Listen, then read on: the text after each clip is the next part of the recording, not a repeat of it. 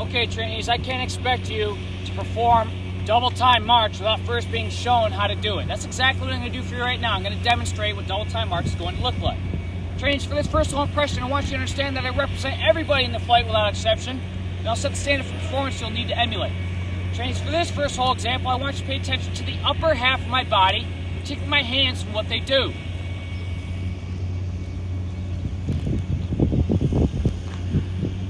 Double time, march!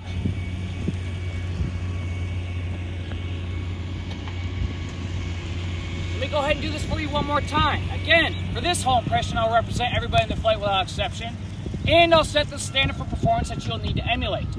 Trainees, for this whole impression, I want you to pay attention to the lower half of my body, particularly my feet, and what they do.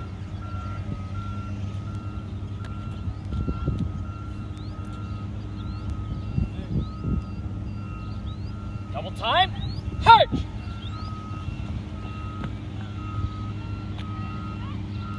Now that I went and demonstrated what double time march is going to look like, I told you earlier in my introduction that there's certain requirements that we need to have whenever we're performing these drill movements. The first set of requirements being is it needs to be conducted while halted or marching at attention. The second requirement being this can be done in any of the four formations we may find ourselves in. The third requirement being is it can be done in either close or normal interval. And finally, it must be performed at the cadence of double time. Let me go ahead and break down this drill movement step by step for you so that each and every one of you understand how this is going to happen. Trainees, the first set of commands you will receive is double time march, with double time being your preparatory thinking command and march being your command of execution or go command. First things first, trainees, you need to understand that the preparatory command and the command of execution may be given on either foot. When you receive the preparatory command of double time, you will mentally prepare yourself. While halted, all trainees in the flight will begin with their left foot.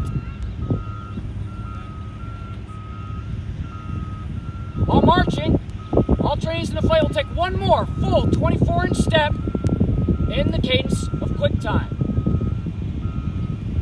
At this point, trainees, all trainees in the flight will raise their forearms horizontally along the waistline. You will cup your hands with your knuckles out. At this point, all trainees in the flight will begin an easy run of 180 steps per minute, measured in 30-inch steps. You'll maintain coordinated arm swing throughout. Trainees, you will continue running in that manner until given your next set of commands. Let's say the next set of commands you receive is quick time march. Quick time would be your mental or preparatory command, and march would be your command of execution or go command. Again, trainees, you need to understand that the command of execution and the command of the preparatory command and the command of execution may be given on either foot.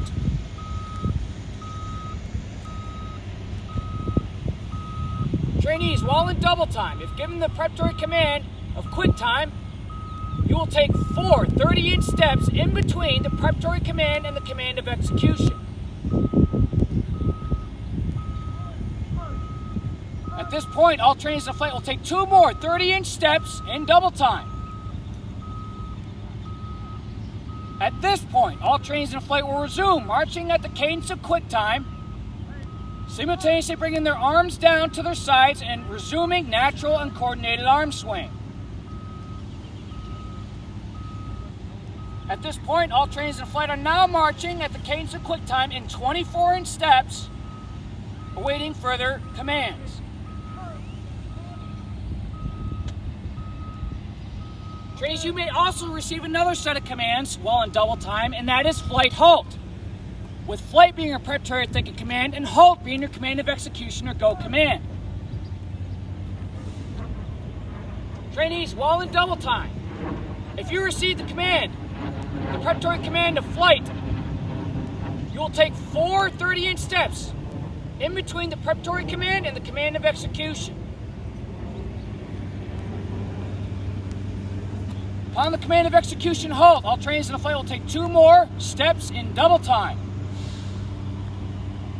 At this point, trainees, all trainees in the flight, once the steps are complete, all trainees in the flight will take 2 more steps at the cadence of quick time, and halt, simultaneously lowering their arms to their side. Your body is now back at the position of attention. Trainees, let me break my stage to explain this last piece of information for you.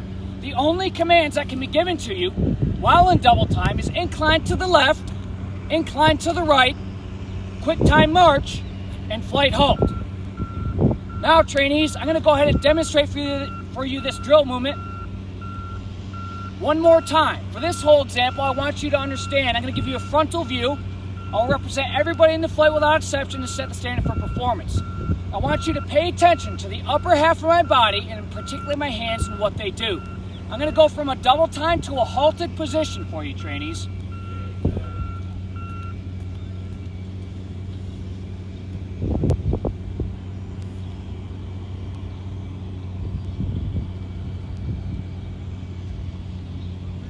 Right? Halt! I'm going to go ahead and do this for you one more time, trainees. Again, it'll be a frontal view. I'll represent everybody in the flight without exception and set the standard performance you'll need to emulate. I'm going to show you what it's going to look like to go from a double time to a quick time. For this whole impression, I want you to pay particular attention to the lower half of my body, particularly my feet and what they do.